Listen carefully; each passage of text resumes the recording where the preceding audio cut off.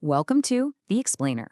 Today, we're diving into a story that, well, it feels less like fiction and more like a funhouse mirror held up to the modern workplace. It's a parable about a company that is so completely absurd, the only way it can save itself is by becoming brutally and kind of hilariously honest. So let's start with the mission statement for our company, NOVAX Industries. You've heard stuff like this before, right? It's that perfect blend of corporate speak that sounds really impressive, but means absolutely nothing. It's the language of synergy and leveraging paradigms, and this is our doorway into a world built entirely on intentional confusion. All right, so before this company has its big, life-changing moment, you really need to understand the bizarre, beautiful machine it already is. We have to meet the strange, brilliant, and totally paradoxical people who actually work there.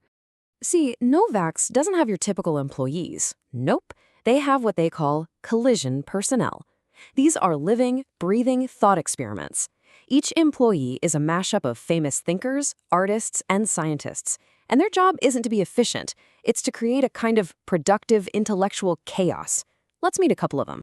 I mean, just look at this roster. You've got Van Berkovich, the lawyer, who's a mix of Kafka and Gödel. His specialty? Writing contracts that logically prove their own invalidity. Then there's Miranda Plath-Schop, a blend of Sylvia Plath and Schopenhauer, whose job is to manage the company's emotional saturation levels. It's an entire workplace powered by this kind of beautiful, intentional absurdity. But into this perfectly balanced ecosystem of eloquent nonsense, a brand new force arrives. And this one doesn't want to add to the beautiful complexity. It wants to erase it completely. And here he is. Meet Marcus Dross. The source material describes him in this perfect way. He's not another complex collision. No, he's the residue made flesh. He's what's left over when an equation just cancels itself out.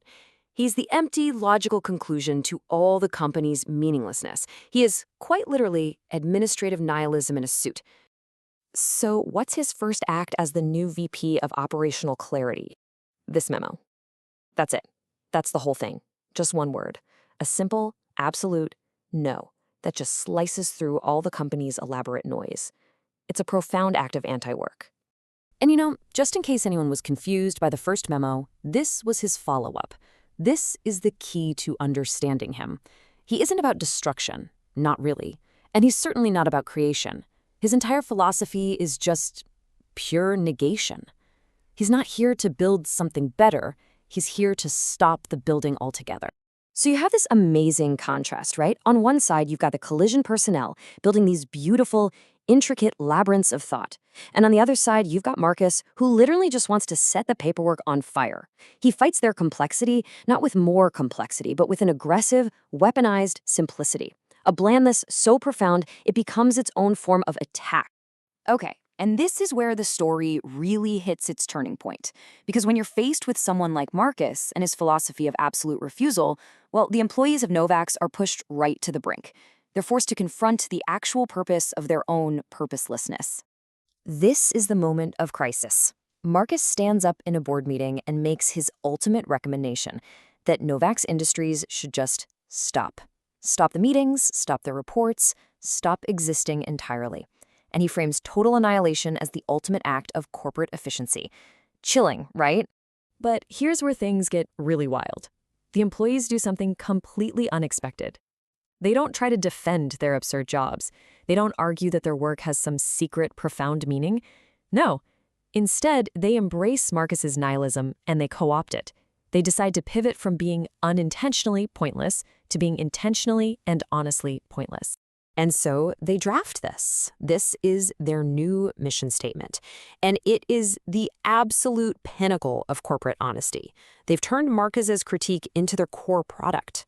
I mean, look at those values. Uncertainty as infrastructure. Despair with excellent benefits, my personal favorite.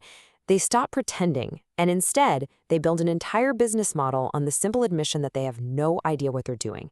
And it's glorious. But a transformation this radical, it doesn't just stay inside the walls of Novex. This idea, this kind of virus of corporate honesty, it starts to spread, and it creates a huge conflict in the wider business world. So as the story goes on, the Novex model actually goes viral. It inspires this wave of other companies to adopt the same brutally honest approach. And this creates a major schism, a battle between two completely opposite philosophies of work. and even economics itself. This table just lays out the conflict perfectly.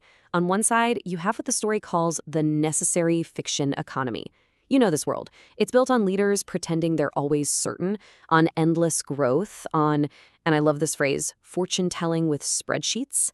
And on the other side, you've got the honest economy, admitting doubt, aiming for simple existence, and, crucially, lowering the psychological cost for everyone involved.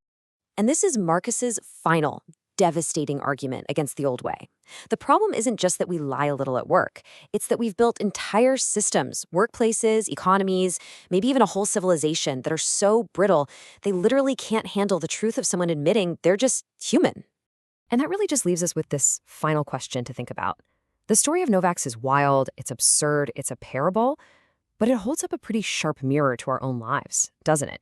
It's asking us to look at our own workplaces, our own careers, and just wonder, what are the shared, unspoken fictions that we all rely on every single day just to keep the whole thing going?